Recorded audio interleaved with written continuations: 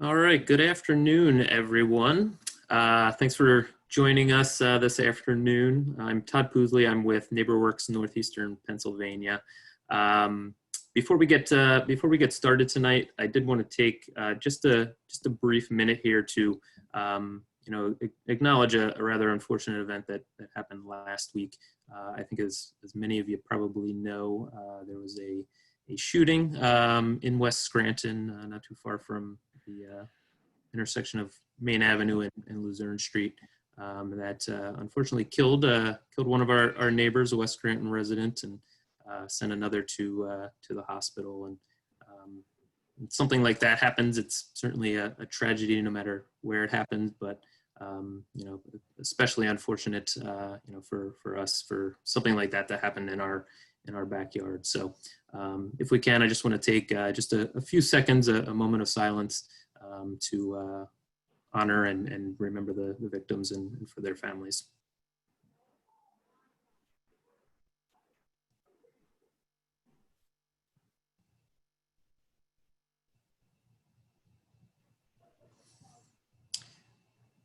Thank you. And with that, I want to kind of get this meeting underway. This is the second public community meeting that we've held about our West Scranton neighborhood plan. The first one was held back in December at West Scranton High School. It was an in-person meeting back when we could have in-person meetings. This, unfortunately, obviously, we could not hold in person just due to the circumstances, but we're happy to be able to continue and hold the meeting and hold it virtually. We're going to do our best to kind of make this as interactive and as informative as an in-person meeting would have been. We also hope that this also gave some people the opportunity to attend that might not have been able to attend in person. So we're looking forward to that. This is, if you weren't with us for our first meeting, or if you don't know too much about the work that we're doing in West Scranton, our organization NeighborWorks is spearheading the development of a 10-year plan for West Scranton. What that means is that we've spent approximately the past year. We launched this process back in May of last year, of 2019.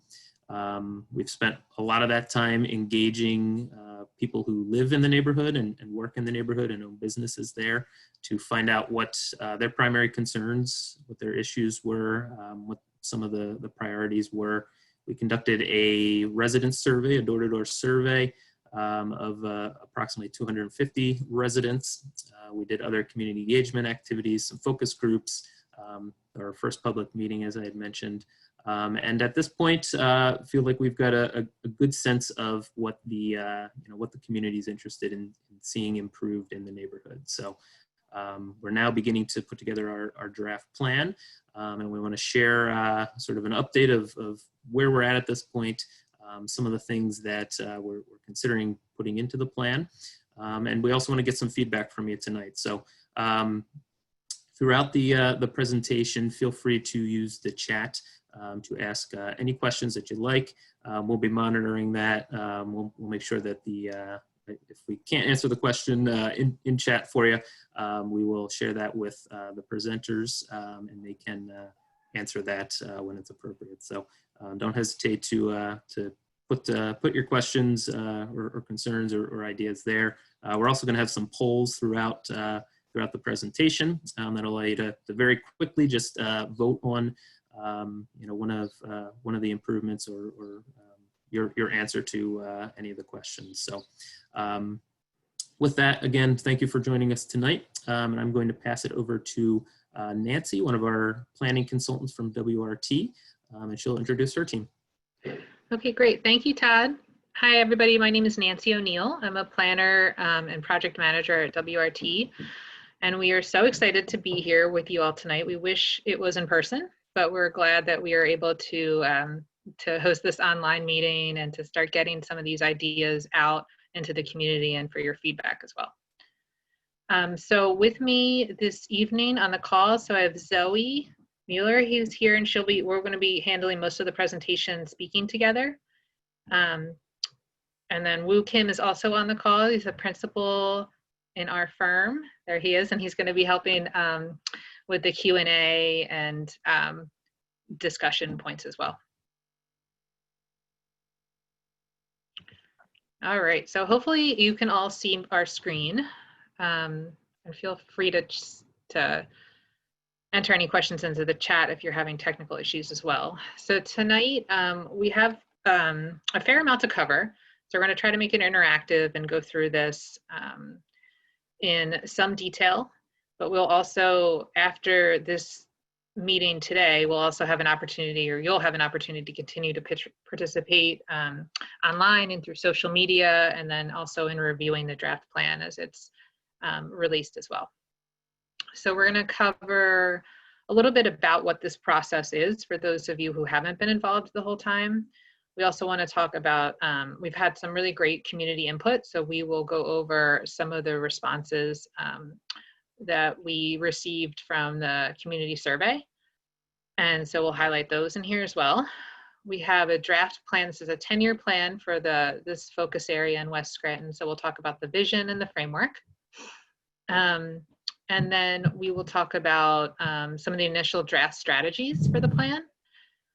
So there are neighborhood-wide strategies. There are also more physical changes and recommendations. So we'll talk about those in section 5, which is key districts and catalyst sites. And then finally, we'll start talking about implementation. So we're just really at the beginning of that process, but we want to share that with you as well.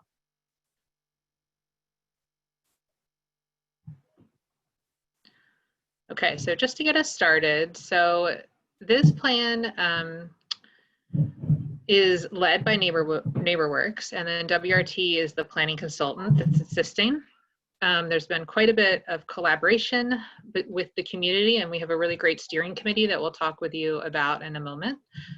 But when this plan kicked off, NeighborWorks received a grant, and started out by thinking about what are the initial, what do we want to get out of this project? What are the goals? So one of the early things that we identified was the need to build capacity, because we can put together a great plan, but it only means so much without implementation and funding. So we wanted to ensure that that was part of the process. This is a really important neighborhood and a focused area in West Scranton. So we wanted to make sure that we create a stronger sense of place, that we're able to look for opportunities to support the local economy and foster economic vitality. And then also the plan addresses the housing market. So we have a lot of strategies around how the housing market can improve and support the wider range of residents that are here. So as far as where we are in the process, so we kicked off this project last summer. There was some initial groundwork that was done by NeighborWorks, including things like the resident survey and the parcel survey. So the group tried to speak with, as many people as possible within the neighborhood. So that was done through a resident survey.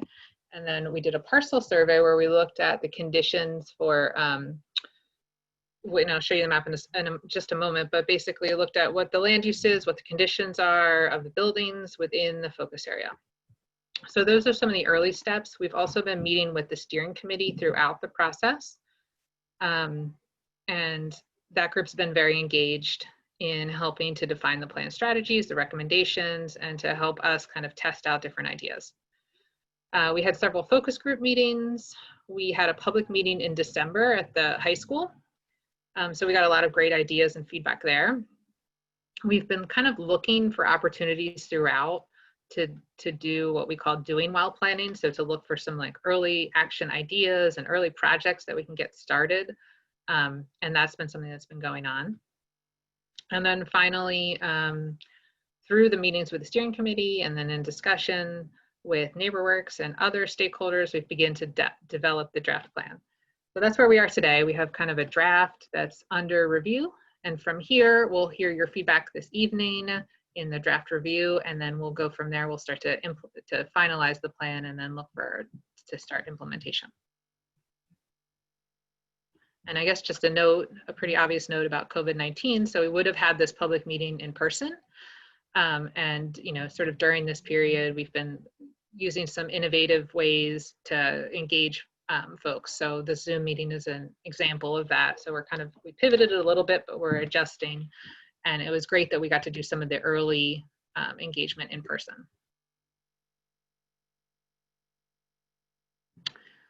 So the plan itself is for, we're calling it the West Scranton Neighborhood Plan, but it's really just for a portion of the larger West Scranton neighborhood. So this map shows you the entire city of Scranton, and then you have sort of the 18504 zip code here, which is a pretty large area. But then for the purposes of the plan, to be able to focus in, we have a study area that's just about 7,400 residents and just under a square mile. So it's a pretty compact area, pretty much directly west of downtown. And this shows you that area a little bit more zoomed in.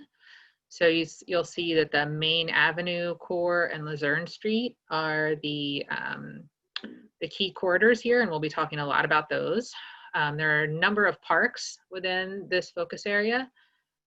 So you've got great bones, great resources, a very traditional neighborhood grid, and then we'll also talk a little bit about some of the recent improvements that have been going on, and then some other opportunities as well. So early on, we decided to focus in the plan on some things that we heard quite a bit about from the steering committee and in those initial conversations and results of the first community survey. So the key focus areas for the plan are community character, commercial corridors, services and amenities, and housing. And we were able to work with the steering committee to form work groups around these areas. So all of the recommendations kind of fall into this structure.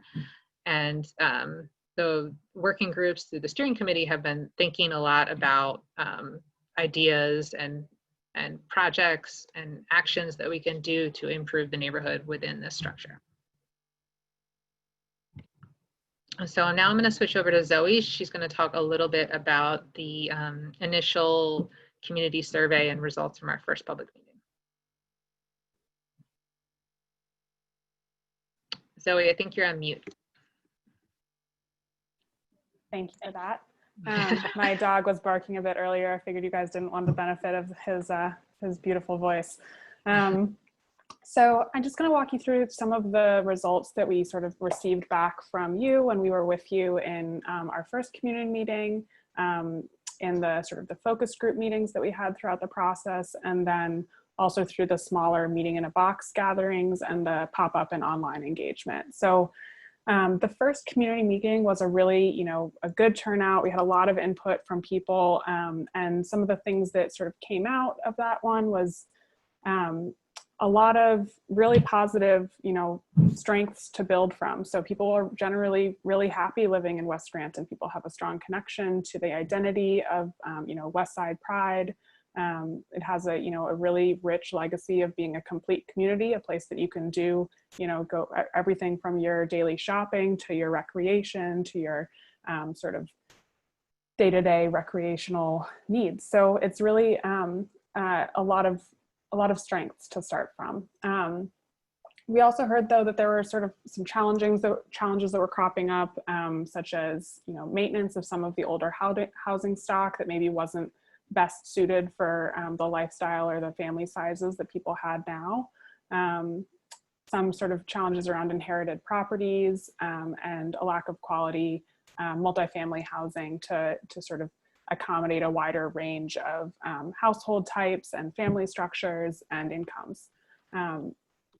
And coming out of that, we had some ideas around opportunities and future aspirations, such as really activating the great parks and open space network that the neighborhood already has, building on some existing youth activities to try and sort of offer a little bit more that youth can do, after school.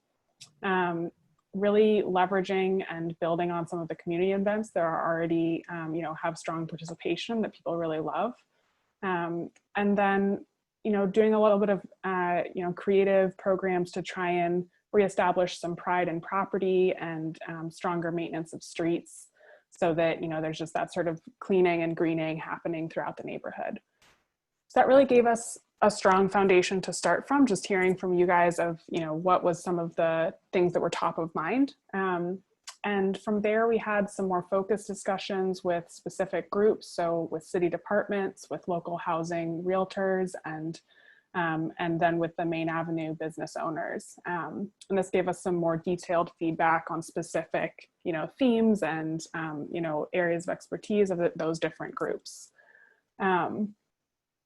And then sort of following up on those focus groups and the community meeting, we had a series of meeting in a box gatherings that NeighborWorks and really helped us to facilitate. And these were smaller discussions, really meant as a follow-up to the community meeting with, some of the groups that may not have been as well represented in the initial community meeting, and also just, with already established organizations and groups in the neighborhood that had a specific perspective to offer. So, with that, we moved into, analyzing the survey results. So this is sort of going on in the background all the way through that first stage of the planning process. And so these are, what we have now to reflect back to you from, what you shared with us through the survey. So again, coming through really strong, a lot of people feel that this is already a great neighborhood. This is a place that they love to call home, that they feel good about, that they'd recommend to others. And a lot of people gave, reasons that they live here as, their roots here, that they were born here, that they, really appreciate living near family and friends.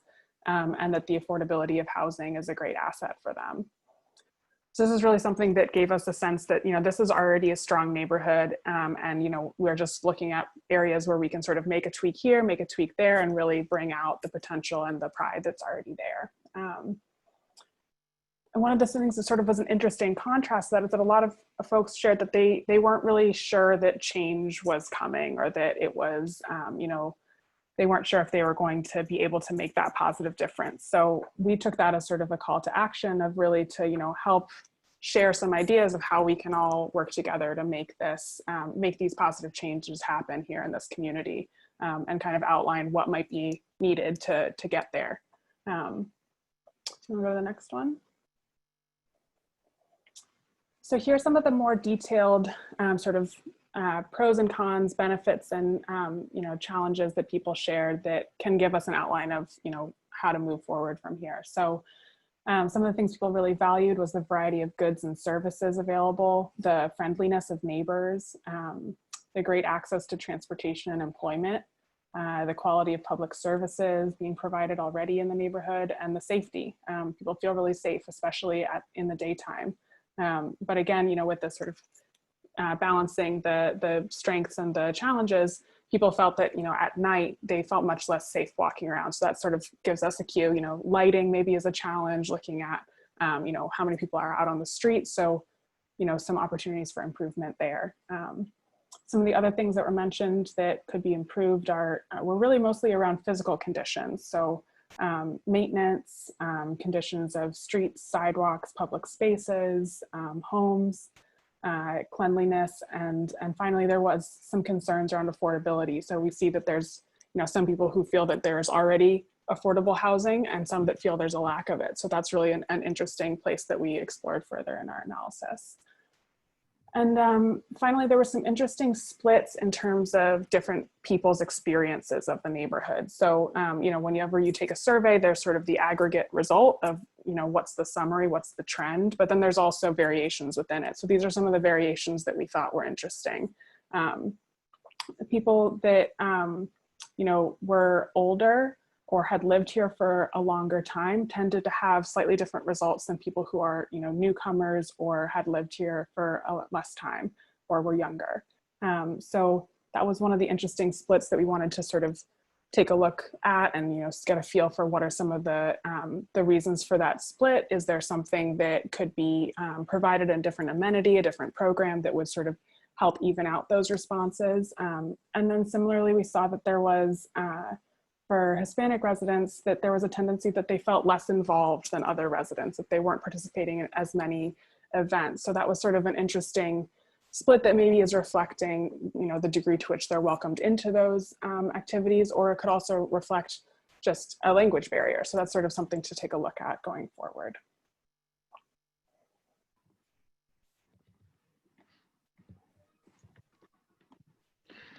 Okay, so thanks, Zoe. This is Nancy again. So with that, we want to introduce the plan vision and the framework for the plan and some of the big ideas, and that will help you understand kind of how the plan is organized, and then we'll get into a lot more detail following this section about some of the individual recommendations. So this is a 10-year plan. And the draft vision statement is that in West Scranton in 2030 is a vibrant, welcoming community with safe and affordable neighborhoods, walkable business districts, and a spirit of neighborliness that is celebrated in its culture and connections to schools, parks, and community organizations. So that's a pretty, sort of wide, broad, high-reaching statement, but we feel like it reflects a lot of what we heard is special about West Side and West Scranton, and helps us to kind of organize the plan strategies under that. So thinking about how this applies to the physical. So we developed 3 sort of separate elements or pieces of the framework, and then they are tied to kind of the plan elements or the work groups that we talked about early on. So as a reminder, our plan elements and our steering committee working groups are community character, commercial corridors, services and amenities, and housing. So each of these kind of overarching framework components is then tied to the working groups and the strategies that you'll see coming up in more detail. So the first idea here is to create distinctive districts. You've got a historic Main Ave corridor that has long served local residents. And as the neighborhood moves forward into the future, we want to look for ways to support that and to make sure that there are kind of distinct districts within West Scranton that serve different populations and have different land uses and different amenities and different retail options for those that are looking to experience different things throughout the neighborhood. We also want to look for ways to strengthen connections. So to really better link those districts, to better link neighborhoods to the commercial corridors, look for ways to improve the street network, to improve the pedestrian experience. And then finally, we want to embrace and enhance the community anchors. So there are a lot of well-loved institutions, the schools, the community organizations. You have a lot of amazing assets, and we want to make sure that those continue to be strong, and we want to look for ways to enhance those in the future. So a little bit more about the districts. So we've divided the focus area, which you saw earlier in the presentation, into 5 separate districts, and we'll talk more about these in detail, but just to introduce them, they are the Avenue, Crossroads, Luzerne Corridor, South Main Gateway and Medical Corridor, and the Clover Industrial District. On the following map, you can see these on the map. So they're kind of geographically central to the residential neighborhoods, and they all play sort of different roles that you'll see as we move through the presentation. As far as strengthening connections, there's some obvious things like improving the road networks, but there are also the opportunity to enhance and emphasize gateways. So the entrances into the community and out of, and they are often the first impression that visitors, employers, new residents get when you're coming into a place. So those are really important. We also want to make sure that we look for ways to better link and connect to Main and Luzerne. So you've got these great commercial corridors, walkable districts, but how can we get people from parks and from housing to those places? We also want to, through the plan, reinforce the street hierarchy and reestablish some of those through streets. We heard several times there's a lot of sort of confusing one-ways and lack of signage and, just generally some points that are difficult to get around. So we want to look at what we can do to improve that through this plan. And then finally look for safe routes to schools. We know that many students walk to school, and there is, potential funding around safer routes to school in different organizations. So we want to look for ways that we can improve safety and just the general experience of getting to and from school. And this is a map that shows some of those connections across Luzerne and Maine. Okay, and finally, looking to enhance community anchors. So what are the important community places and the catalyst sites that could serve as gathering places either now or in the future? So we're looking at things like schools, parks and trails, the community centers, and opportunities to reuse some of the either underdeveloped or vacant land within our focus area for catalyst sites. So places where you can really see change and opportunity sites where you can see progress pretty quickly. So here's a map showing some examples of some of the community anchors and how they relate to the different districts as well.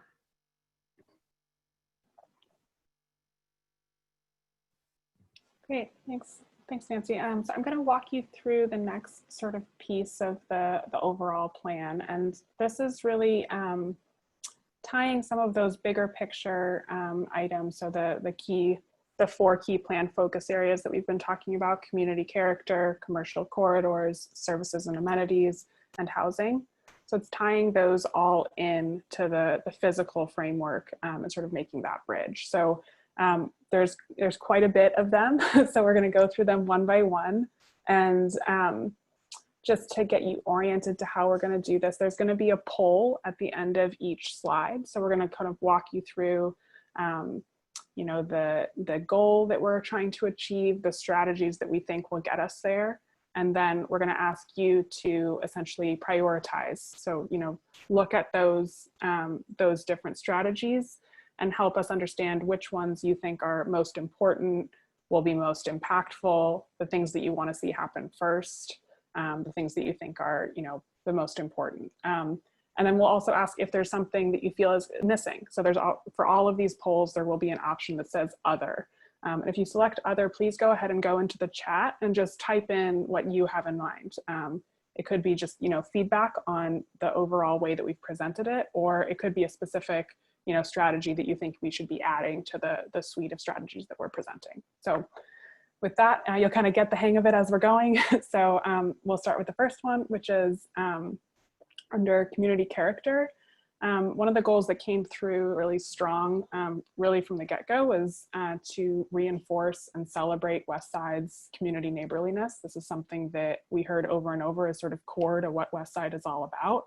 And so some of that is about really sharing this idea with newcomers, with the youth, and really passing that down and passing that on and bringing people into that sort of value system and that sort of neighborliness that is really all what West Side has come to share with everyone. So one of the ways to do that is through storytelling. So documenting and sharing stories that really exemplify West Side values in action.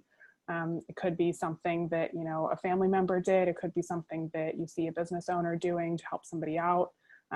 It's really just kind of elevating those stories and making sure that they're getting airtime and people are hearing about them. Another way is through landmarks.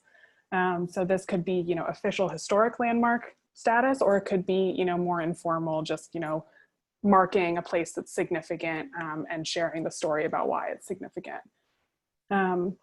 And then there's other things that are, a little less tangible, more about, relationship building and programming. So one of the things is really, bridging that generational gap in experience and having more all-age programming that really brings together the older residents in the neighborhood and the younger residents to sort of share in those West Side values.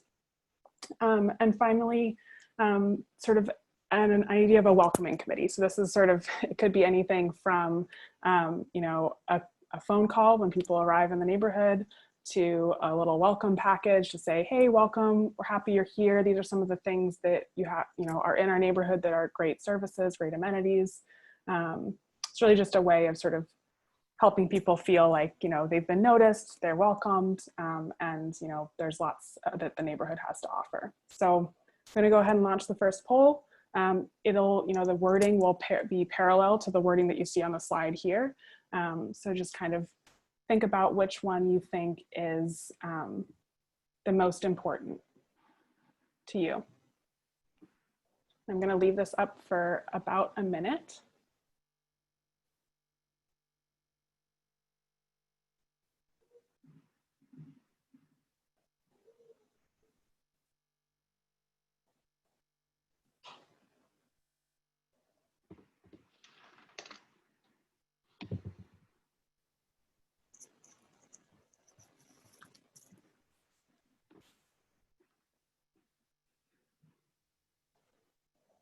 Okay, about halfway through, and about half of you have voted, so jump on in there. All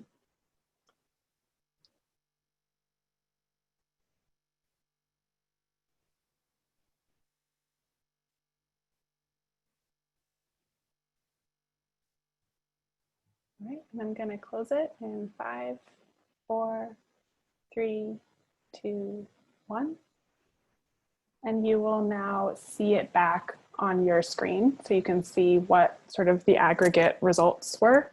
And again, this doesn't mean that, you know, we won't do an array of them. It just helps us gauge, you know, what some of the things are that rise to the top in terms of priorities or ideas that are really resonating. So it looks like the all age programs was something that resonated with a lot of you, and also the idea of landmarks was something that a lot of people felt could, you know, contribute to this. I'm going to stop sharing and go on to the next one. Zoe, there was some comment about Hometown Heroes banner program. So I just want to acknowledge that comment that was made. That's a great idea. Yeah, I've seen some of those in the neighborhoods where I live in. So that's, yeah, I think that's a great idea. It's sort of similar to the idea of, you know, documenting stories, sharing landmarks, you know, who are some of the people that have been influential in this neighborhood who have really contributed to the community. I think that's a great idea. Yeah, and then another comment about storytelling and all age programs combined with an emphasis on grandparents. Yeah, absolutely. Yeah, sometimes those sort of giving people an excuse to sort of interview their grandparents, so to speak, can be a really great way to kind of get some of those stories out in the open so lots of people are hearing them. You want to flip over to goal 2 there, Nancy? Yep. Great. So this is, you know, you've heard us say in a couple different ways that, you know, the local institutions, the anchor organizations are a really important part of West Side. And so one of the things is really, you know, integrating them into vibrant districts, making them as visible as possible and really celebrating them. So one of the ways to do that is, you know, just very simply just wayfinding. So helping, you know, putting up signage to sort of indicate like, hey, this is, you know, the asset that you're right next to. And this is just a way of increasing visibility of those local institutions.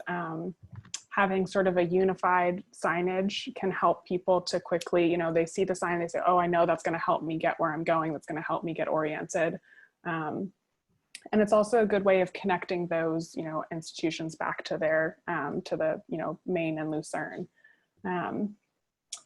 Similarly, in a, you know, less physical way, the services and programs putting together an inventory of, you know, what are those, and, you know, making that publicly available online, or, you know, through, you know, flyers and pamphlets, just to make some of that more visible.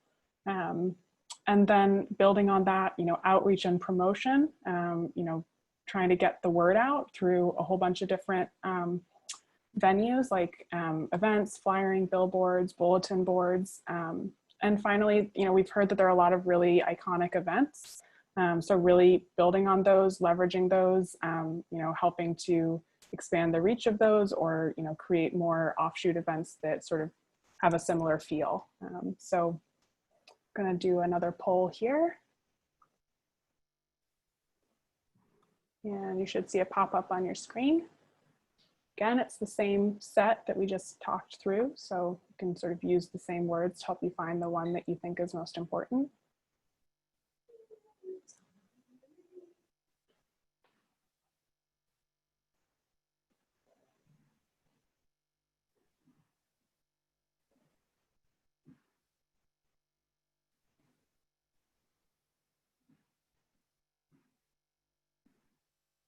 All right, we're just about halfway through. You guys are very on target. Just about half of you have voted, so it's good. And Todd, I'm seeing that a note about Dottie Minelli is trying to get into the meeting. Would you be able to help her? Yes, let me take a look at that now.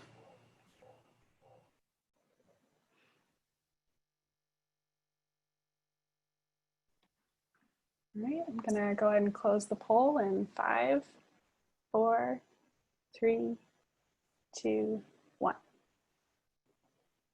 And sharing those results back to you.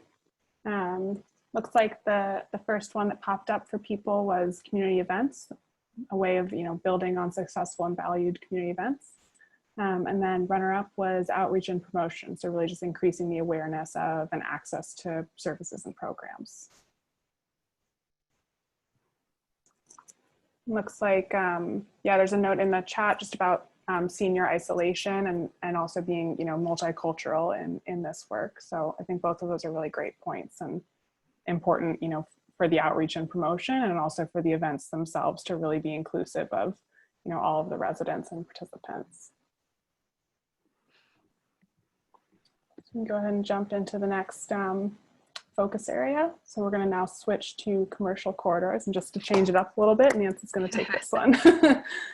Hello, everyone. This is Nancy again. So commercial corridors and the idea of defining better districts or better defining key districts within West Side and within our focus area came up quite a bit.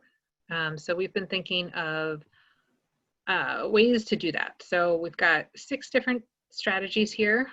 So the first would be to create distinct branded hubs of activity to anchor the larger districts. So the 5 districts that we talked about, each of those could potentially have kind of its own brand, its own identity, slightly different signage, a different feel to it. So one may be more retail focused, where one is more sort of parks and community, open space focused. So there's a lot of opportunity there to create those distinct places throughout the neighborhood. Improving walkability. So that would be here specifically about the commercial corridors.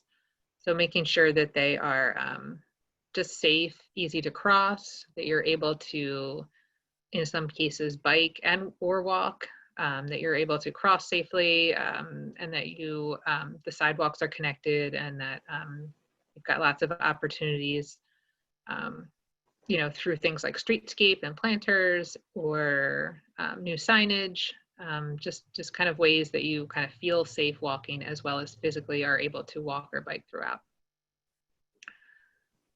Something that we heard quite a bit about is the need to diversify the business mix. And this came up in discussion with some of the business owners as well. So, what can the plan say and what can the plan do about looking for new ways to attract different types of businesses and diversify the businesses that are there.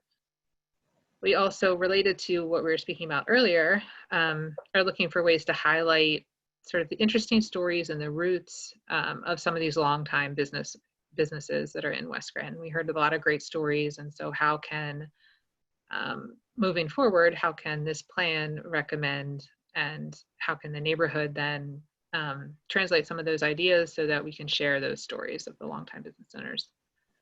Business, or just generally beautifying buildings. So looking for ways to improve those buildings that are either outdated or in need of maintenance, deferred maintenance concerns. So how can the plan support, through things like facade grants, improvements to the buildings? And then the idea of connecting to other assets. So the corridors themselves are business corridors, but well, in business and community corridors, but they also should be, you know, connected. People want something more to do, for example, than just, you know, come, go to a store and leave. There's opportunities to better connect to other things that are happening, such as the parks and events and things going on at schools, etc. Okay, oops. So I'm going to see if I can start the poll. So here we go. You should see it pop up. So same idea here, just select which one you think resonates with you the most, and that helps us to kind of see where people land.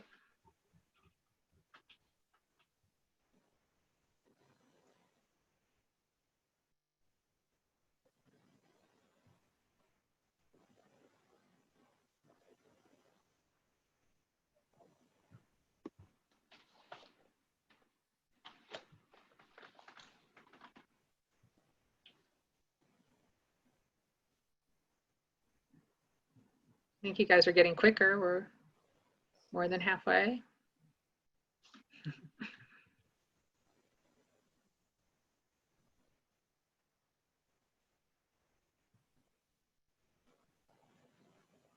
All right, I'm gonna go ahead and end the poll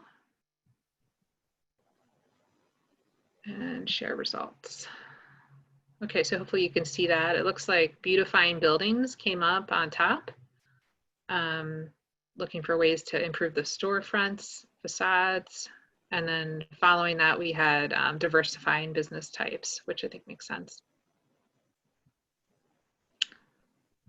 All right, now on to number 2. So how can the plan and the neighborhood support and grow local businesses? We know this will be challenging. You know, it's always been challenging, and now we've, with the impacts of COVID-19, we've got, you know, all the new challenges to overcome for local businesses. So the plan definitely is focused on this and has a number of ideas around how we can support and grow those local businesses. So one idea that came up pretty quickly is the idea to organize a business association for Main Ave. We understand that there used to be a business association, it kind of faded away. So I think there's some interest in reviving that. And I think it can, you know, it could be really useful in just generally helping to organize events and promote businesses that are there. There's also a lot of communities, including I think downtown, where you're doing things like buy local campaigns. So how can we capture more of the local residential buying power and make sure that they're supporting to the extent possible those local businesses. So things like a buy local campaign. There's also an idea around mutual support. So this could be something, you know, as simple as like a student discount card, event sponsorship, just looking for ways that we can, that the businesses and the number of community organizations can support each other. Similarly, we've heard a lot about people wanting to have regular events, something to do on Main or Luzerne, and those things could be things like a weekly, monthly event, a cultural and arts type focus, local business support, you know, a restaurant night or music. So things to get people, you know, to their neighborhood out and about when is safe to do so on a regular basis. We talk a little bit about parking.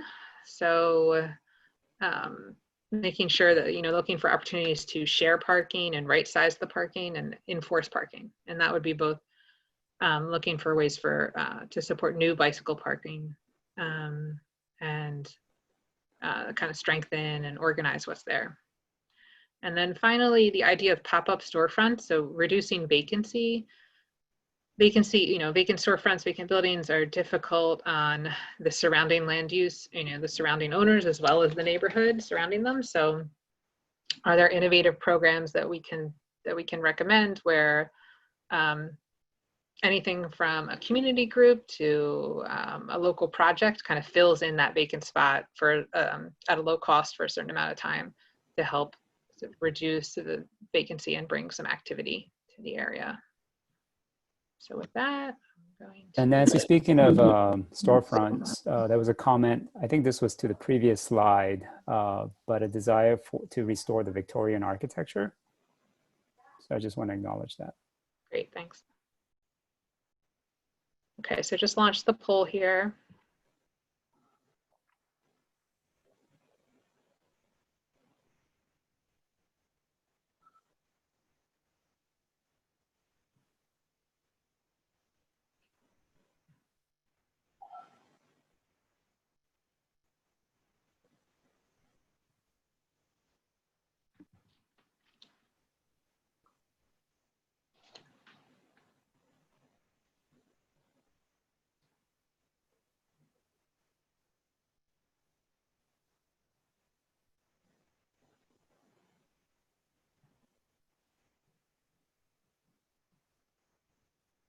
Okay, got about 10 more seconds. Looks like most of you have voted.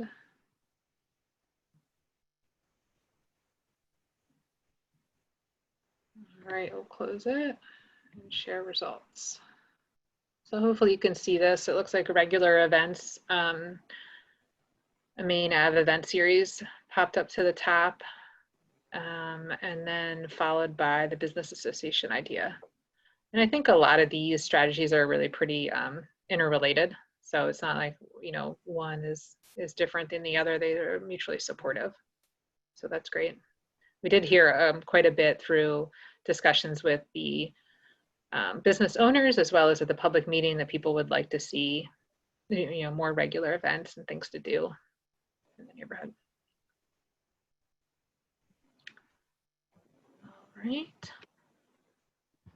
So now I'll switch over to Zoe to talk about services and amenities. Great. So for this one, we have a couple of goals here. The first is really to define and expand the role of community centers, and especially to ensure that they're sustainable, that they can continue offering great programs to the community. And, you know, we were struck coming into, you know, learning about the community. There's three, you know, 2 up and running and 1 coming along the pike. You know, community centers already serving this neighborhood. So one of the first things that we thought we could recommend is sort of doing a collaborative needs assessment of the existing community needs and current programming and amenities to just sort of get a sense of the full range of what's being offered and whether there are any gaps. Second, and, you know, sort of related to or building on that, is coordinating offerings. So evaluating the current and planned offerings at these different community centers, and increasing the coordination between them so that you avoid duplication and you sort of maximize the impact or the reach of those programs. And, you know, you can kind of see there's like a little bit of an incremental quality to these recommendations. So then building from that, you know, starting to look at shared offerings. So how can you leverage the different facilities, the different staff, and sort of strengths and weaknesses of each of those community centers to create shared offerings that sort of leverage all of those together. This is really about cultivating collaboration and shared offerings among those 3 community centers.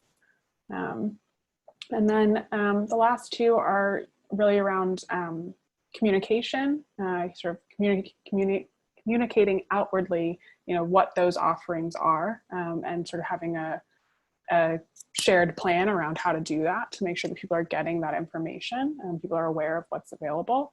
And finally, age-specific amenities. So this is sort of acknowledging that younger residents and seniors may have, you know, specific tailored needs and desires for the kinds of amenities and offerings that would sort of suit what they need at the time. And that right now that might not be fully covered by the offerings of the existing community centers. And so trying to sort of expand into those 2 spaces to make sure that those groups are sort of getting what they need and are sort of seeing the kinds of programs that they're most excited about. So with that, we're going to launch our next poll. Just taking just a moment. Should see it popping up there. Give you about a minute.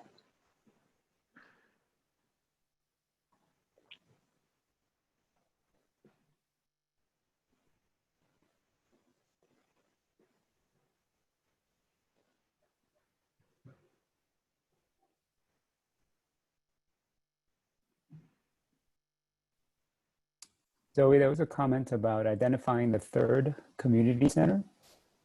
Sure. Yeah, so there's two that are active and already, providing programming. One is the UNC, and the other is, gosh, I'm gonna get the name a little bit incorrect, but it's just along Main Avenue. Moment. So that's the, so UNC's is the Oppenheim Center. Yeah, and then thank you. The West Scranton Community Development at the Club, which is in the former Boys and Girls Club. So those are the two active ones now. Great, thank you.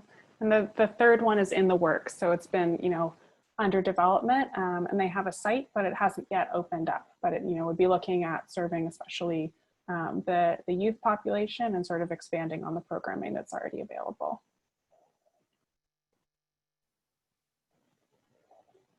I'm going to go ahead and end the poll. It looks like the top one was an interest in age-specific amenities, so amenities that are geared towards youth and seniors. And then runner-up was coordination, so coordinating offerings across those three community centers to avoid duplication and maximize impact or reach. So great, I think that's recognizing that there's some opportunities for specialization to some extent among those three to really leverage the strengths of each, but that, you can also sort of get that breadth by, having those three different service providers. There's a comment here that the needs assessment could identify existing strengths and weaknesses and show where growth is needed to entice new homeowners. Mm-hmm. That's a great point. Yeah, because certainly whenever we look at moving into or, staying in a community, some of what we're looking at is the amenities and services that we can access in that neighborhood. So certainly an important element of the housing in the neighborhood. So next goal is, looking, we were just looking at community centers. This one's now looking more at the open space network and strengthening connections between, existing community institutions like schools, community centers, and connecting those into the open space network. So there's more of a symbiotic relationship between those two. So some of the ideas about how to accomplish that strengthened connection. One is, within the open spaces to enhance gathering spaces. So helping to make those open spaces, those parks, trails, more supportive of social gatherings so that it's easier to bring a group to the park and, have, an outdoor class or, have a sort of a discussion group, a book club, whatever it is. And so that's really about enhancing the infrastructure and amenities that support those social and community gatherings at the existing open spaces that are already, there in the community.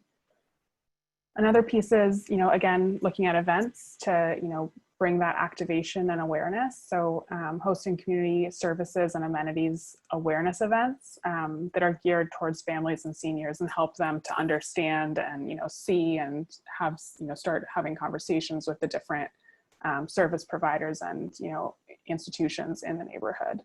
And those could be hosted, at those organizations and institutions or, in the parks and open space network as a way of sort of making those more visible and part of everyday life. Another piece is thinking more deliberately about continuing education and, how, the parks and open space, the parks and trails can more explicitly support education sort of beyond the walls of the school building. So, that might be ecological, learning, that might be, around construction or food preparation. There's a lot of different things that you can learn about, out in the real world. And so, thinking about the Parks and Open Space Network as a resource for the school systems and for the community centers. And then finally, this is a more explicit, organizational link between the two, but sort of creating an Adopt a Park program. So this is a way of explicitly acknowledging the commitment of an organization or an institution to take care of, to be a steward for, and to sort of actively help maintain and even maybe program an existing public open space. And this is just a way of, creating a really great partnership that can, help to keep the parks, looking really sharp, feeling really clean, and, just, beautiful, well cared for, and also keeping them active and well programmed. So there's, always something going on that you can jump into. So With there was that- a question about continuing education. Some clarity on that. So on what that is. Yeah, on what that is, and also satellite locations for what organizations. Sure. Yeah. So continuing education can broadly be thought of as either doing education beyond the school years. So thinking about like adult education that might be happening through a public school or through a college or university, but that is working with more non-traditional students. So might be parents who are caring for kids and are taking some classes after hours, or it might be a high school student who's taking a college class and therefore doesn't have the same flexibility in their schedule. So some of it's really about non-traditional students, but you can also thinking about it as extending classroom learning. So taking learning beyond the classroom setting. And so that in that context, it would really be about the existing school system, in the neighborhood, and looking at those different schools and what their curriculum is already and how they could leverage the different spaces in the neighborhood to support their curriculum and extend their curriculum to be more engaging more explicitly with the neighborhood around them. So I'm gonna see if I can grab the polling here.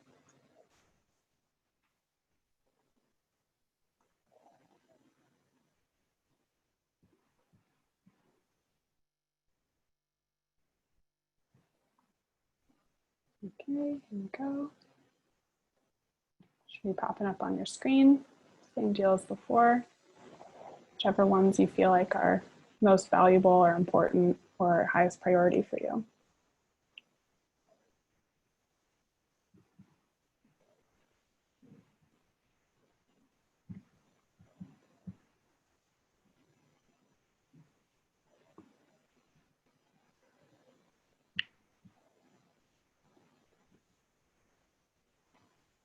So I don't mean to skew the polling, but there was some comment about awareness raising events that could be very beneficial for families who are on a budget.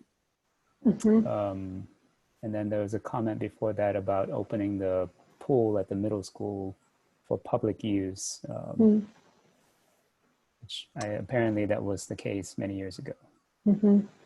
Yeah, that's a great point. I mean, I think there's always sort of a natural match between schools and recreation facilities. There's, of course, schools are, have internal to their own institutions, amenities for their students. And so it's always a great conversation to have is, are there times when the school isn't making use of those facilities where they can open it up to the public? It's oftentimes something that's gets into a logistical conversation about facilities and maintenance and operating hours and all that, but it's a really great place to start and a great conversation to have so that you're really getting the most out of those amenities that are already right there in your community. I'm going to go ahead and end the poll. Looks like we have a good percentage that have voted. And the number one thing that came out was people are interested in getting enhanced gathering spaces. So explicitly creating or enhancing the amenities that support social gathering at existing parks and open spaces. And then coming up, to Wu's point earlier, that awareness raising events are also something that people are really interested in seeing. I'm going to stop sharing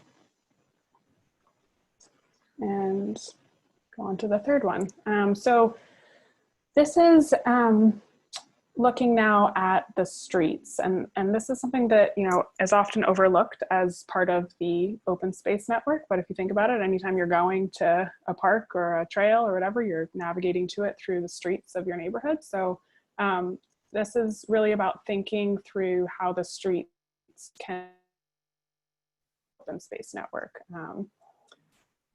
and thinking about them as real places that are have an experience, have a quality to them, have, you know, can be supportive of well-being and recreation. So starting with just sort of the overall experience and thinking about whether you can introduce some art and some more creative, expressive qualities that can really make the experience of walking or driving or biking along the streets, you know, more interesting, safer, and more engaging. This could be, you know, things as simple as, you know, painted crosswalks that are, you know, have a little bit of a design to them, or through creative wayfinding. There's lots of different ways this can kind of be blended between utilitarian and artistic.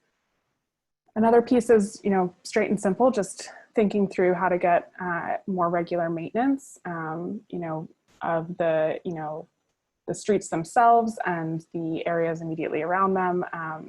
Some of it's just about, you know, regular cleanings, but also thinking about the safety in terms of lighting and, you know, keeping it clean so that people, you know, as they're walking, feel safe.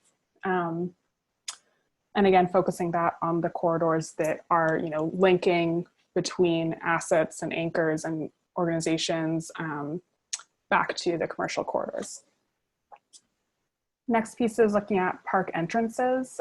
So thinking about how people are accessing the park, how they get into the park, and making sure that those are really welcoming, well lit, have good wayfinding signage, and that the public streets leading to them sort of start to cue you that you're arriving, you're getting closer.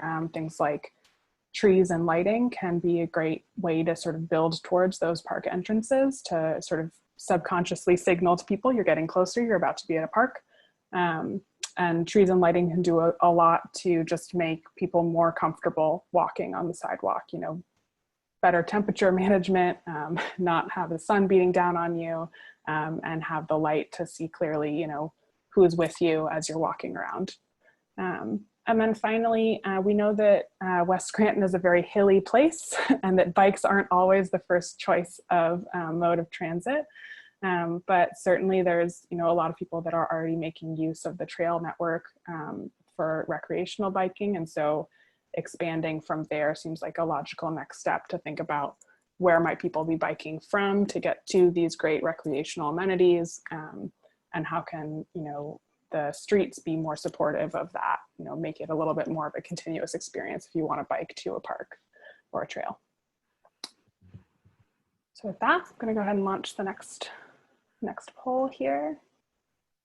Zoe, there was a comment about picnic tables.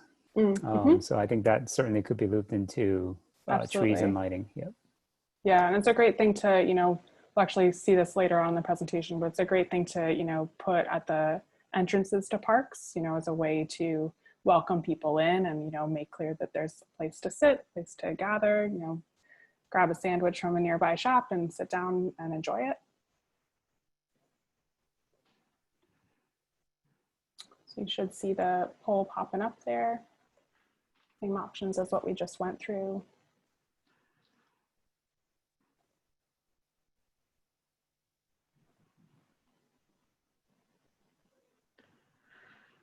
You guys are fast on this one. Half of you have already done it.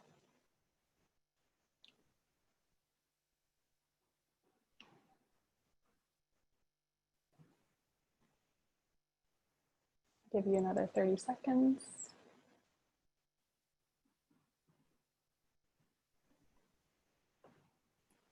And I'm, you know, just sort of looking at the comments here, just seeing suggestion around a service program for teens that enables them to do summer work in the schools and also environmental areas that need cleaning. I think that's a great example of how to sort of integrate the schools and the organizations in the neighborhood with, you know, some of the broader opportunities to do service work and contribute to the neighborhood as a whole. So I think that's a great point there. And thanks for the contact person. Now we'll know who to follow up with. All right, looks like just about all of you have voted. So I'm going to go ahead and end and share it back to you. So it looks like maintenance is the #1 thing that people felt was needed to really strengthen the streets as an extension of the open space network. And then, you know, the two close runner-ups would be the overall experience and the artwork, as well as trees and lighting. So what that tells me is that this is sort of, these three things, you know, really add up to making a street that feels safe, feels comfortable, and feels engaging and exciting to, you know, walk along. So I think that those three elements really help to reinforce one another and create a street that's a really great link to the open space network. I'm gonna stop sharing and we're gonna jump into the next focus area here. So I'm gonna hand it back to Nancy. Okay, great, thank you. Thanks for all the questions in the chat as we go too. I think I'll go through this section on housing and then maybe we can take a pause and see if there's any other questions, because I see a few hands raised. Okay, so talking about housing, early on in this planning process, we looked at the housing market just as far as kind of, you know, what housing types are here, what the vacancy rates are, what the average housing values are, and tried to understand, you know, how the availability of housing compares to the residents that are living here. So what are their needs? So one of the things, so the goal number one is stabilize fragile housing markets. So that should be addressing things like the first strategy here would be code enforcement. So how can we better work with the city to improve code enforcement, increase resources, and develop programs that support landlords? We also see a need for supporting a two-unit households or duplexes. So potentially that could be creating a small multifamily owner-occupant support program. There's also, we see a need for just homeowner support in general. So how can the plan and NeighborWorks and its partners better support low-income homeowners and also help seniors and longtime residents age in place? Oftentimes people want to stay in their homes, but it becomes difficult to do so as maintenance costs increase or as they perhaps, you know, have more space than they need anymore as their children and others move out. So what types of programs can we put in place to help those who want to stay in their homes? There's also, we see a need to mitigate some of the industrial impacts of businesses on, you know, because you have, since this is a very old neighborhood and, you know, it's been around a long time, just like we see in major cities and small towns and cities across the state, you'll have industrial uses directly next to a residential neighborhood. So what types of things can we do to improve that, you know, to buffer the industry in some ways from the neighborhood? And that could just mean things like screening or fencing, just looking for ways to improve that experience. And then finally, the idea of a beautiful blocks program. So how can we talked about facade grants for the commercial businesses. What can the plan say about improving and providing resources for residential blocks as well? So that could be things like grants or community service programs, just looking at ways that we can improve the residential infrastructure and enhance curb appeal. So with that, I will get to the poll. And hopefully you see that on your screen.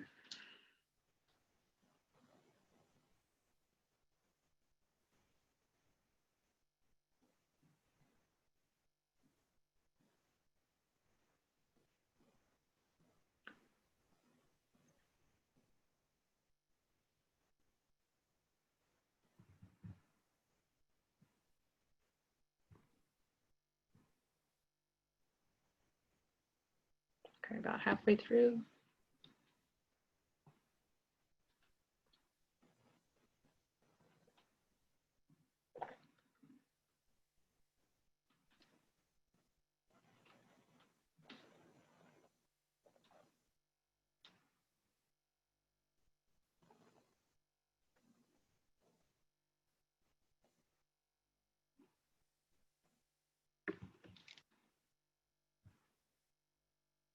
All right, I'm gonna go ahead and close the poll.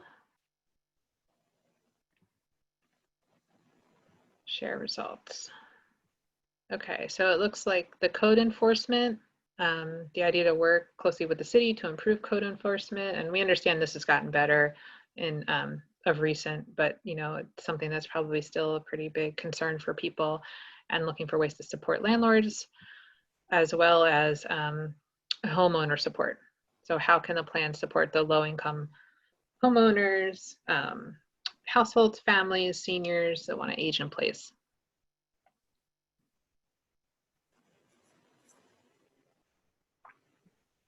And see, there's some comments here.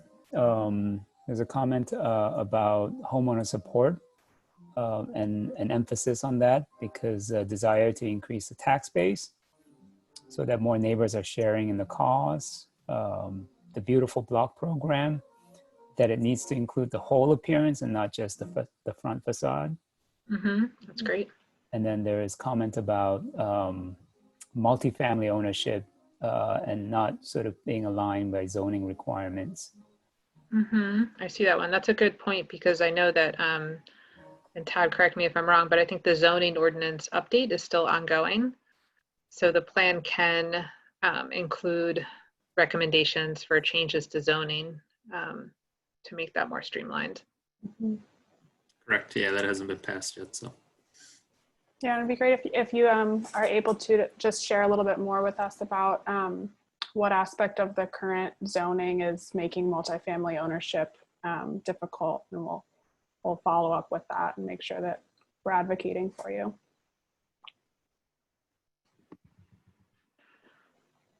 All right. Oops, going the wrong direction. And then a comment about out-of-town landlords, which I believe, you know, following the pandemic may become an even bigger problem. So I think the plan needs to shore up against that. Yeah, that's great. Okay, so goal number 2 is to densify and diversify housing. So when we did that initial analysis, we looked at, you know, type of housing, and we're not showing these slides, but we showed them at the last community meeting. And, you know, West Scranton, and then this focused area in particular, is pretty diverse in housing type compared to a lot of places where we work. So we were excited to see that, but there are still opportunities to kind of look for, you know, new housing types that aren't available currently, and the plan can recommend those as well.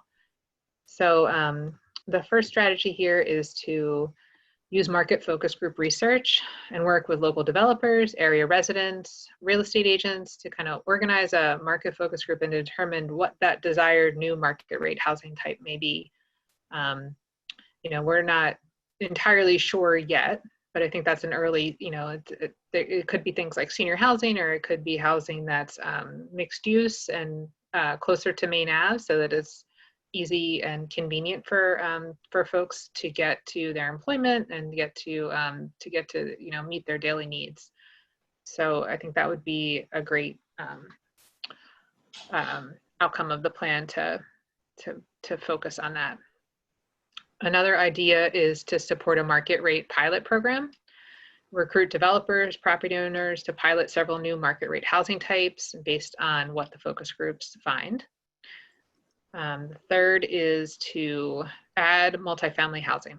So that could be small multifamily housing, it could be larger family housing, but basically trying to increase supply of affordable rental units through new multifamily housing development along the commercial corridors where it's accessible.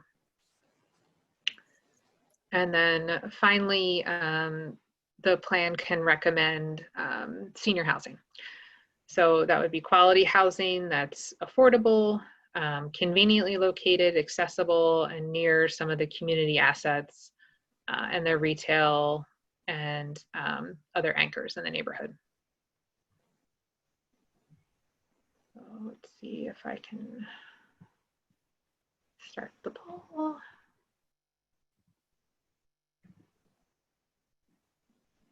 Hopefully you guys can see this.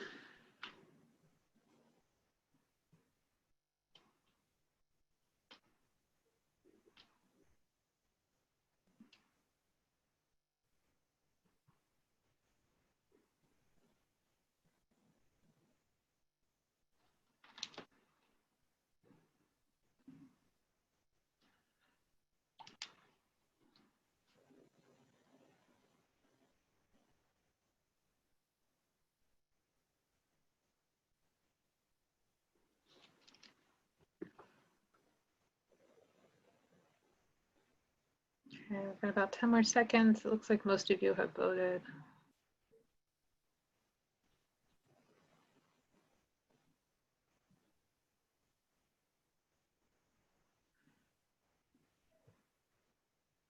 All right, I'll go ahead and close it.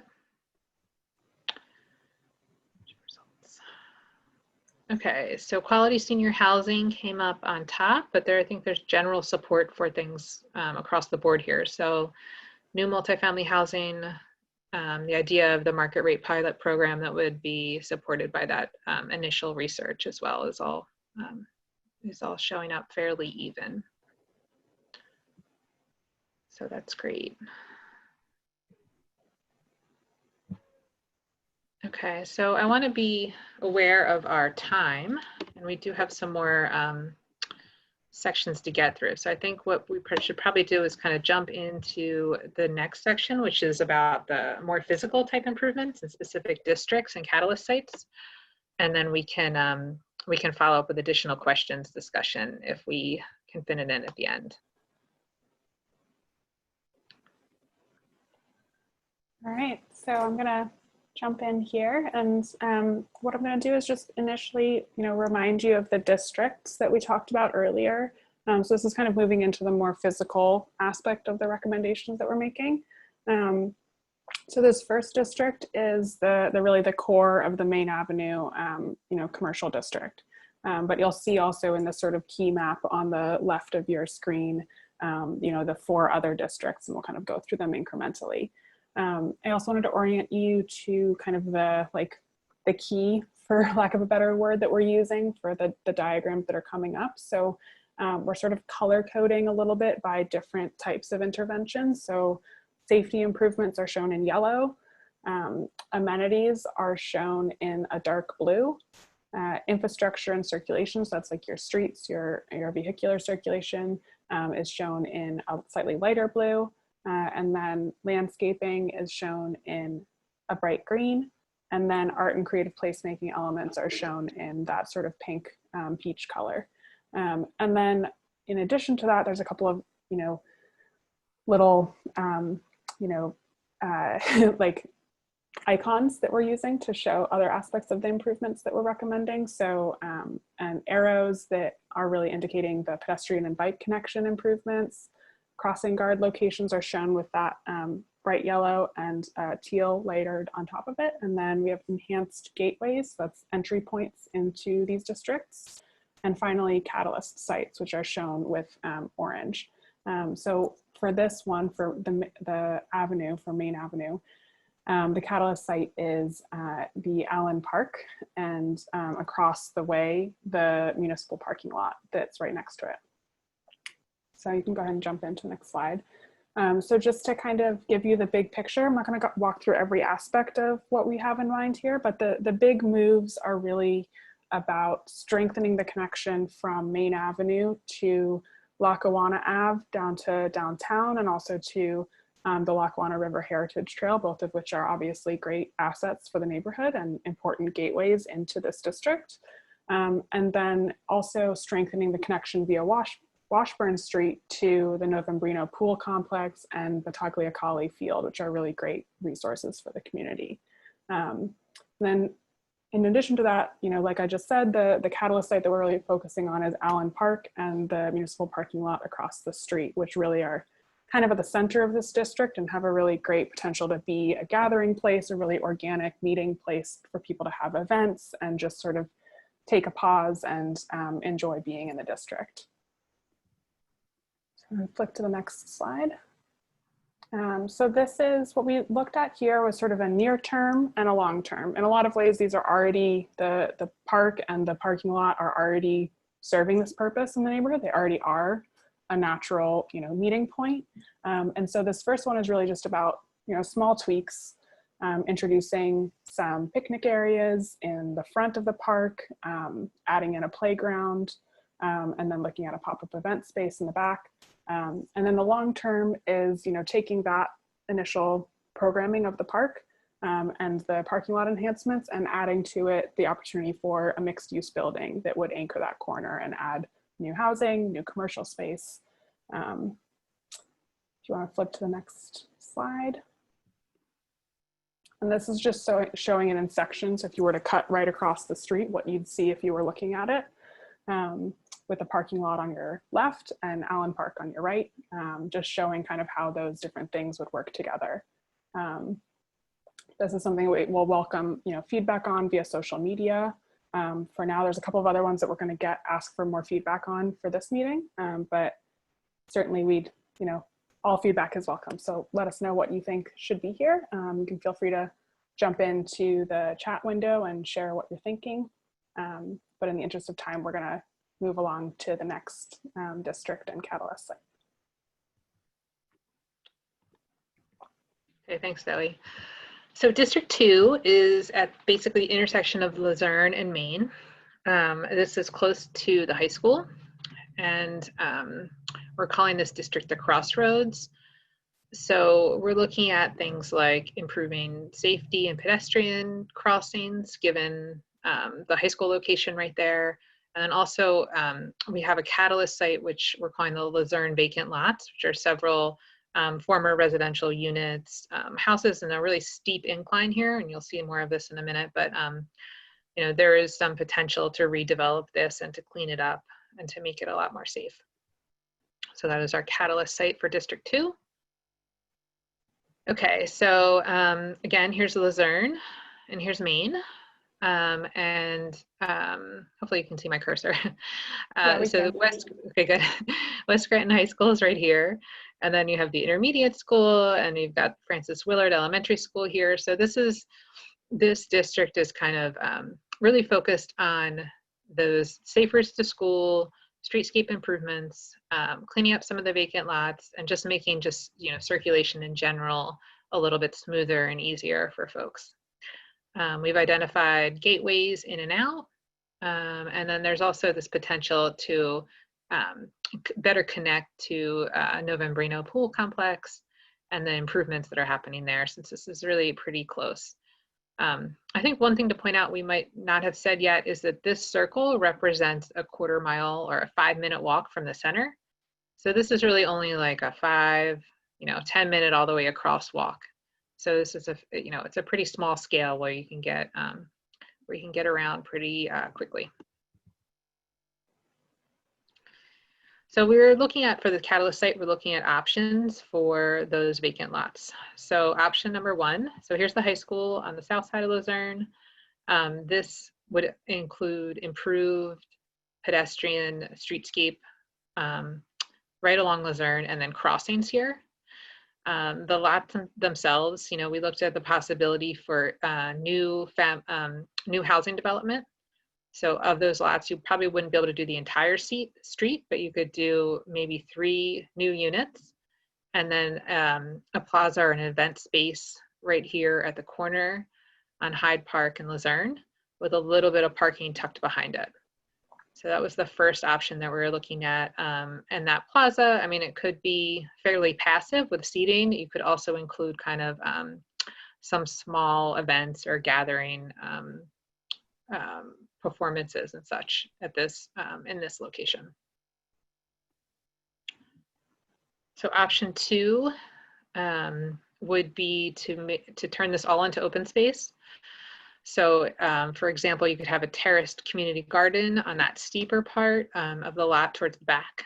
And then you could maybe do a community garden up front. You could do an event space, potentially a basketball court or something recreational that would attract students here. So there's the potential to do that. Why stop it? Sorry, guys. So we've got the recreation use there, and then with a picnic in the back. And option number 3 would be to keep the community garden here, but to also to create more of a multi-generational open space. So you've got parking in the back, potentially room for a bocce court, and then so the idea would be that it would be both for youth and for older adults as well, or families, and it would be kind of very multi-generational. Okay, So with that, sorry about that interruption. I'm going to start the poll here. So we would like to know if you have a preference for any of these particular ideas. And they're not, they can all show up in the plan, so they're not mutually exclusive, and they're just concepts at this stage that, that we're looking into, but would love to hear your thoughts.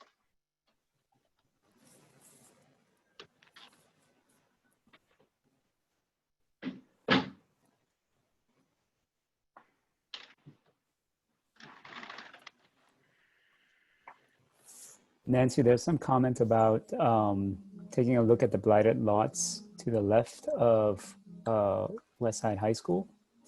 Okay.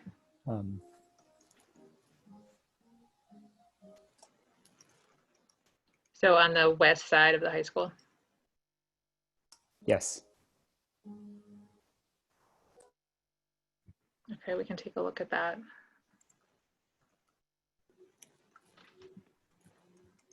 Let's see. So I'm going to go ahead and end the poll. Share results. So very interesting, guys. We have a tie. Even split. An even split between the three options. So that's great. So there's not one that's you know, it sounds like they're all potentially good options. We should just share briefly that, you know, because of the topography of the site, some of that will have to help determine a little bit what's feasible. So we'll keep doing that follow up. But it's great to know that there's interest in all three. Right. Yeah, and from here we will we'll share this with through social media and such, so we'll see what others think as well. Okay. Now Zoe is going to talk about the District 3. Okay. I see that we're coming up pretty close on our time here. So for District 3, the focus of this is really strengthening the link between the recreational and the commercial assets in this district, and making it more of a sort of family-friendly hub for all sorts of activities and amenities. So if you want to jump to the next slide. The catalyst site for this district is the Lucerne Shopping Center, or what we've been calling the Lucerne Shopping Center. So that's where the Price Right and Rite Aid are. And that's, you know, already a pretty significant gateway to the neighborhood. And so this is really about looking at how can it be a more, you know, dynamic, exciting, beautiful gateway into the neighborhood that provides people with a lot of you know, value and things that they want to do. So the big moves here are really about linking that site to the Tagliacali Field and the West Scranton Little League Field, you know, nested in there via 8th Avenue, and potentially a little sliver of land that's also associated with the park that kind of punches through out onto Luzerne.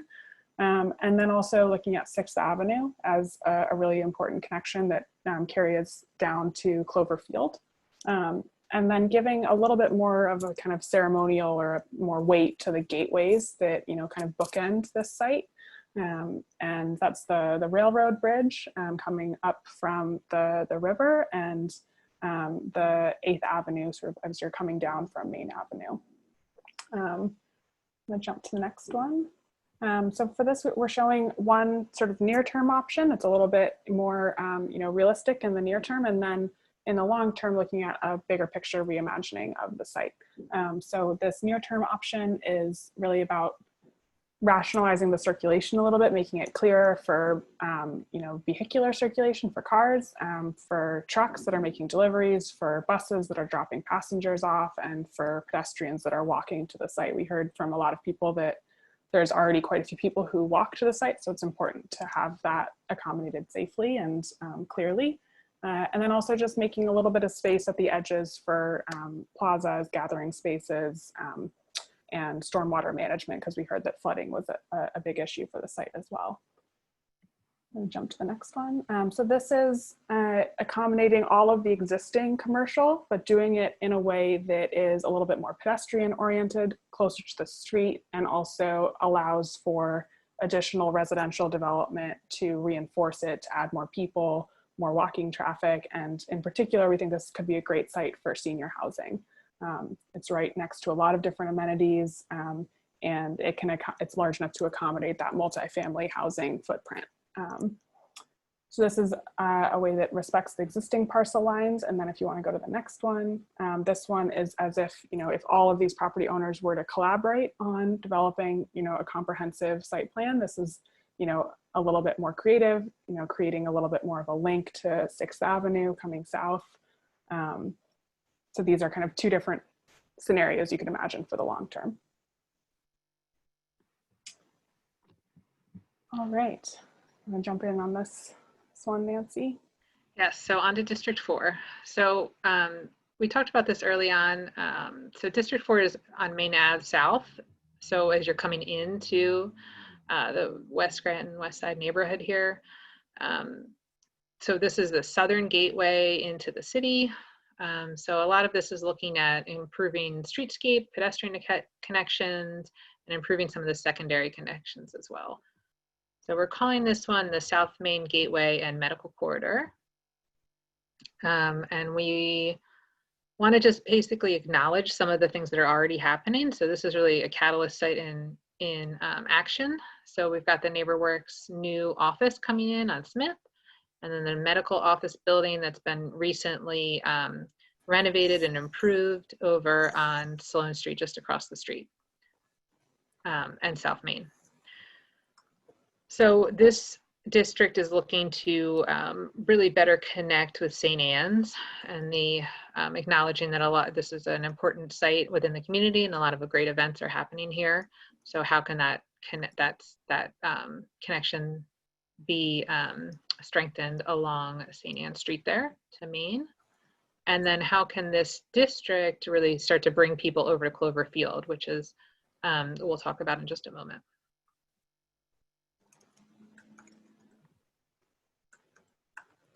So these are two images of what is already in place. So the new medical office on your left, and then NeighborWorks new office that's being renovated on the right.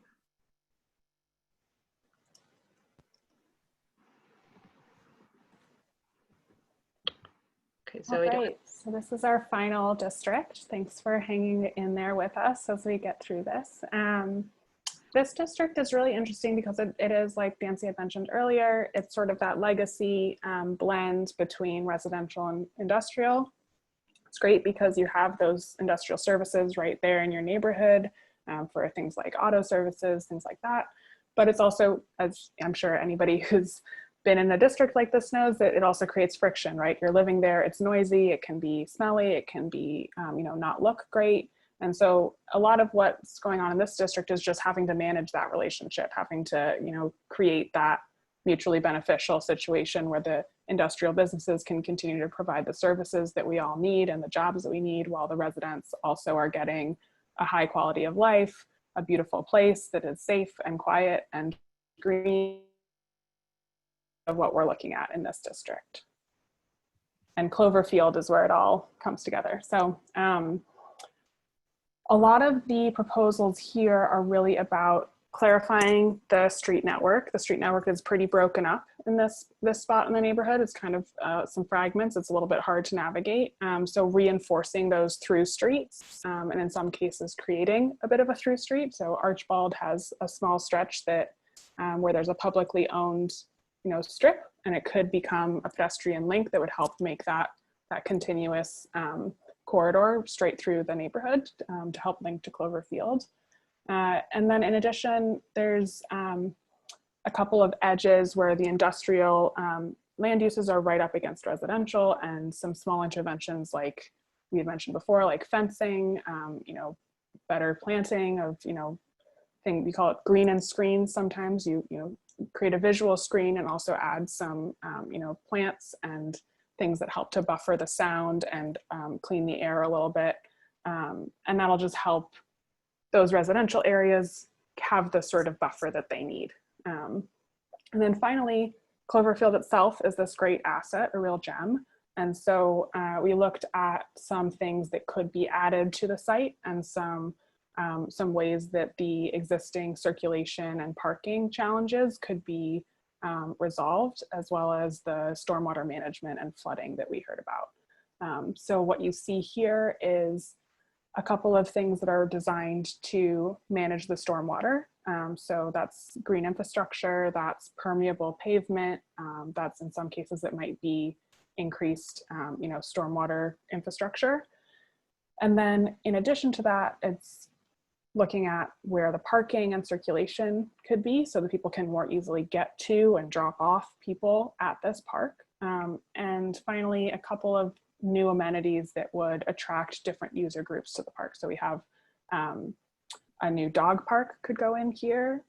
A basketball court could fit on the site quite easily. And there's also space enough to have sort of a picnic area, maybe a concession stand or a locker room, and a playground.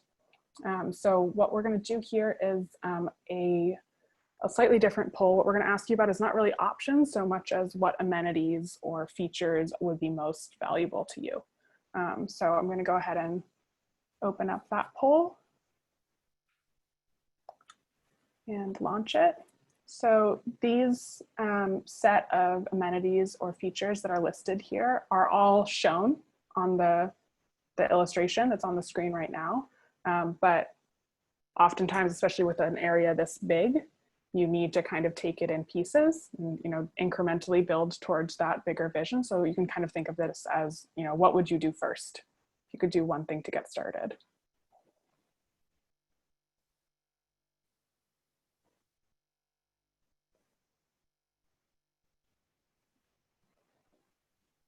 We're about halfway done. You guys are right on target.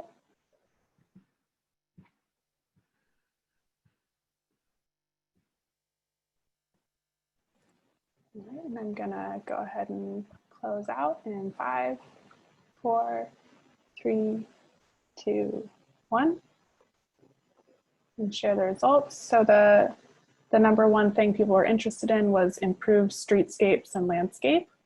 So that's, maybe a nod to that, the issue that we were talking about around the sort of industrial residential edges.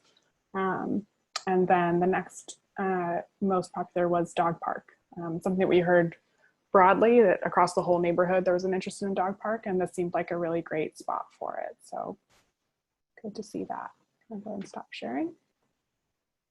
And we'll jump to the next thing, which is, again, this is a lot of these things work together, but they're not all going to happen at the same time. So we wanted to get a feel for, your initial reaction of if you could start someplace in the neighborhood, invest someplace, start making some of the improvements that we were talking about. Where do you feel like is the, the first place that you would start, where you feel like there'd be the most transformative, positive impact from that initial investment?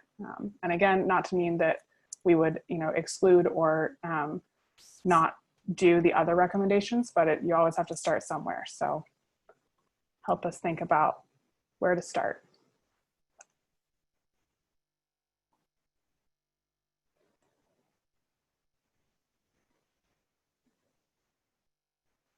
We know you all, live and work in different parts of the neighborhood. So do your best not to just say wherever you live or work, think about the whole neighborhood. Because we all know the places we visit most are the places that we want to see change first.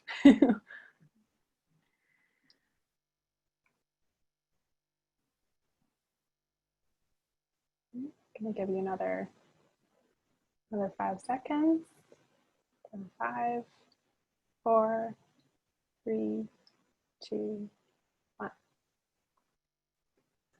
All right, District 1 is the winner. This is, I would say not so much a surprise. This is a really important anchor for the community already. It's already serving a really important role of, being that commercial corridor. It's super recognizable, already has a great character. So it's a great place to start from and build from. Looks like there's also a lot of interest in District 2. That's the intersection of Main and Lucerne. Again, lots of educational assets there, so a great place to really reinforce. All right. So with that, I'll hand it back to Nancy to close us out. And thanks for sticking with us. Yes, this has been really great. We appreciate all of your feedback through the chat box, through the polling. We'll have this presentation up, and as we said, we'll share it on social media as well. I did want to see if there were there was a couple hands up.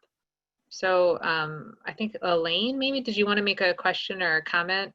And I can unmute you if you want to do that now.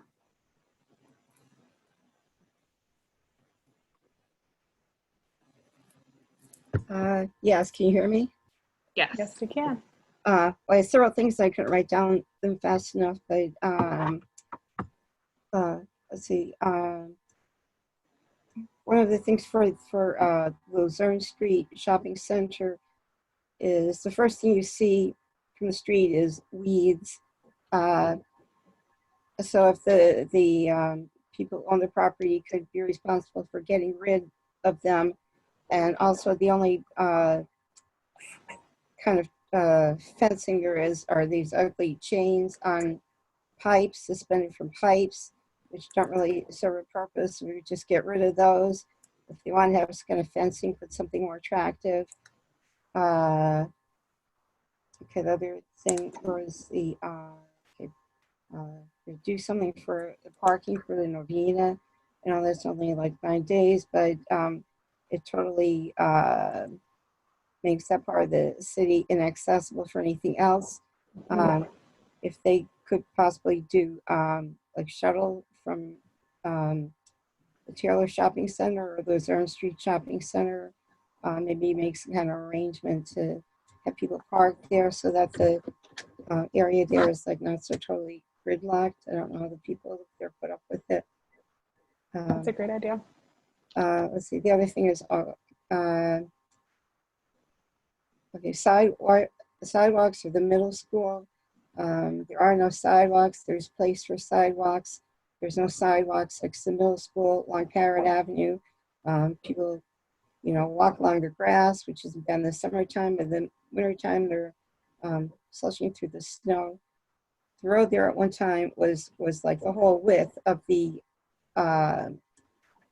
of where the sidewalks were. They made it more narrower, but then that was before they built the housing there, and now the road is really too narrow, and the kids are forced to walk through the snow along Parrot Avenue by the middle school. They should put in sidewalks. I don't know how, you know, they ever got the school built without having them, but it's something that should be added.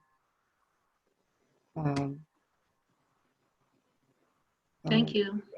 One more thing, which is kind of like on the very edge of your zone. I looked on the map, but it's from people walking from the Stuffer Industrial Park. They cut through, going onto 17th Avenue. They cut through what is supposed to be like this little tiny protected wetland from the park going up onto 17th Avenue. And either they should not allow that, but I understand, you know, there's no good way for people who are leaving, getting off work early in the morning. There's no public transportation available then, but they're, you know, damaging that area of little protected wetland by tromping through where there is, you know, just a road that they made by walking through it, you know, through the woods. And there's something that should be done about that little protected area there, from the Stuffer Industrial Park, Kane Warehouse, going onto 16th or 17th Avenue. I don't know if anybody's aware of that, but that happens like early in the morning, and people are concerned about, you know, security because of, you know, random people just, you know, walking through the neighborhood. So those are my suggestions. Thank you very much. I appreciate you doing all this. Thank you. That's great recommendations. And we weren't aware of the 17th Ave cut through that you just mentioned, so we'll definitely take a look. Yeah, thank you very much. Okay, so before we conclude, we wanted to talk a little bit about next steps. So thanks again for your time today. This has been really informative and helpful for us, and we hope that you're excited about some of these ideas. We'll be continuing to share.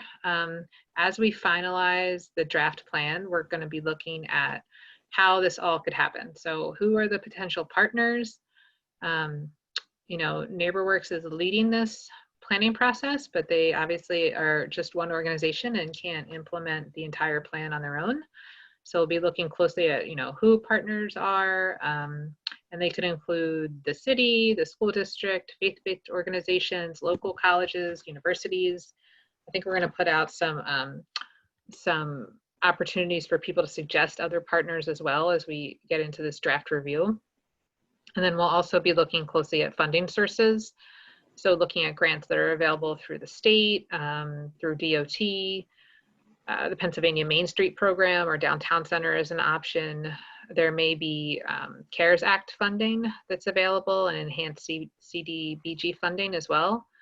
So we'll also be looking at a variety of grants and other sources that could be used for funding. We did want to ask you one more question. So, you know, we do want to hear from you. So how would you like to participate in the plan going forward? You know, we put some ideas up here now for you to consider. So perhaps it's something like a neighborhood or block cleanup, fundraising, you know, that shop local campaign idea, business district or monthly events, the school events, the housing repair, community build type project, or if there's another idea you have, you can add that into the chat box as well. And you can kind of think of these as actions that you can each take that will sort of reinforce the more long-term planning work and development work that'll be continuing to go on behind the scenes, and you know, might be on a slightly longer time frame, but this is a good way to get some momentum, build some of that, you know, buy-in, and see some of those changes start to happen near term. Great, so we'll leave this up for just a few more seconds. It looks like many of you have voted. See a suggestion for a community newsletter. That's a great idea. It's a great way to sort of tie together a lot of the work that we've been doing throughout this planning process to kind of take stock of what's here already, what's all of the great assets and organizations that are already serving the neighborhood, and just help people know what's going on, especially as there's more newcomers, you know, moving in. So it's a great idea. All right, so I'm going to close this poll, share the results. So it looks like the idea of a neighborhood or a block cleanup rose up to the top, which is wonderful to see. And then there's some general support for the business district, the monthly events, participating in those, as well as fundraising and the idea of a community build project. So that's great. And it's really exciting to see, you know, your support for these ideas and willingness to participate and jump in, and we're excited to see this. Yeah, and certainly the more the merrier. So these are by no means mutually exclusive. They all help, you know, boost each other and you know, generate some of that momentum and see that change that you're looking for. Yeah. So with that, so our next steps will be to get some of these ideas out on social media, to share the presentation, to hear from more people that weren't able to be on the call today as to what they would like to see, any changes to the draft here. Please feel free to reach out to Todd or reach out through social media so that we can incorporate some of those ideas into the plan document. And then we'll begin to finalize the document for review. We're working closely with the steering committee to do that. And then from there, we'll start, you know, the implementation of the plan itself going into the next year. So looking for some of those early action projects. And Todd, I don't know if you want to add anything as far as what you're all thinking about sharing some of some of the ideas more broadly with the community in the fall. I think we're looking at like different potential for different events or sort of some of those early projects that are easy to get started. Yeah, absolutely. Thanks, Nancy, Zoe, Wu, for the presentation. Thanks for everybody for participating tonight. It's really, really great feedback that we can incorporate into the plan. And as Nancy mentioned, we hope to have a final document ready in the fall, and we can unveil that and really get to work implementing some of these strategies. So it's exciting. We're looking forward to it, and you should be hearing lots more from us soon. Yes. So thanks, everybody. Thanks for your joining today's public online meeting. Yeah, we really appreciate your time and your feedback. Take care. All right, we'll sign off. Thanks. So long. Thank you, everyone. Have a good evening.